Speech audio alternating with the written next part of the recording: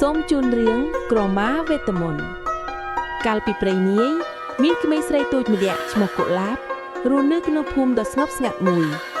នាងចូលចិត្តលេងសើចណាស់ប៉ុន្តែនាងមិនចូលចិត្តត្បាញហូលលើកីស្រួធំនោះទេកុលាបធ្វើមុខធុញទ្រាន់វាយូរណាស់នាងរអិនរតំ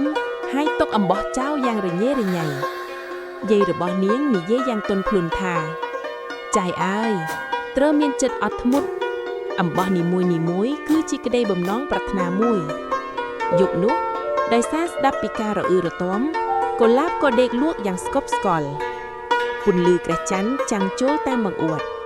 ផ្ទះទាំងមូលស្ងាត់ឈឹងប៉ុន្តែមានមន្តអាគមកំពុងតែកម្រើកនៅជ្រុងផ្ទះកន្លែងដែលឧបករណ៍ត្បាញទុកនៅទីនោះនៅក្នុងសុបិនរបស់នាងសរសៃសូត្របានคล้ายជាមានជីវិតប៉ុន្តែអូមិនមែនទេ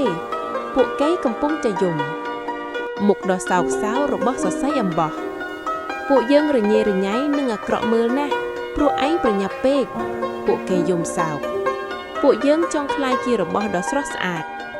កុលាបភ្ញាក់ពីដំណេកដែលភ្ញាក់ផ្អើលនាងរត់ទៅរកកីត្បាញហើយចាប់ផ្ដើមធ្វើការប៉ុន្តែលើកនេះនាងធ្វើយ៉ាងយឺតកុលាបត្បាញយ៉ាងយកចិត្តទុកដាក់คลิกคลักคลิกคลักស្នូកីត្បាញបន្លឺឡើងនាងធ្វើជំពូអំបោះនីមួយដោយក្តីស្រឡាញ់ទីបញ្ចប់វាក៏បានបញ្ចប់ក្រមានោះស្រស់ស្អាតណាស់ហាក់ដូចជាចាំងពន្លឺដូចសូត្រទឹកក្រមាចាំងពន្លឺព្រិចកុលាបបានជូនវាទៅយាយរបស់នាងដោយមានអារម្មណ៍មោទនភាពយ៉ាងខ្លាំងនាងបានរៀនថាការអត់ធ្មត់ធ្វើឲ្យអ្វីៗគ្រប់យ៉ាងคล้ายជាស្រស់ស្អាត